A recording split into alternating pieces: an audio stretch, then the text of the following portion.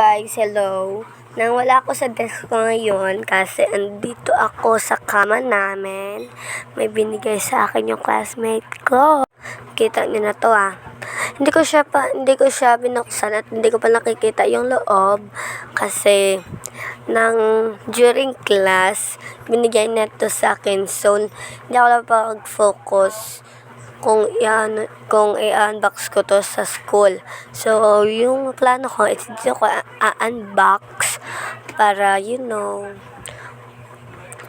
linagay ko muna siya bag ko. Ito siya, guys. Sa tissue na lang niya pala linagay. Yan. Throw natin dyan mamaya. Di pa nga ako nakapag-base, guys. So, ito, guys, cologne. Ayan. Guys, may damage man dun. Ay, yes, meron. So, ito siya guys. Bawas na siya. Guys, hindi ko to gawa-gawa. Wait, nabubuli kasi ako. Dapat yung sasabihin ko is tanggalin yung flashlight. Ayan. This. Guys, wait.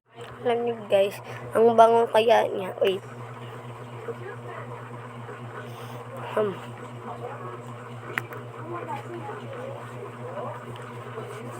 Para siyang pulbo na pang baby. Amuyin mo.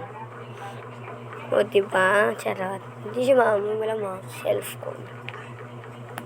Okay, so guys, ilalagay ko na lang to sa desk ko or hindi ko alam kung makikita niyo to. Nahulog yung cellphone.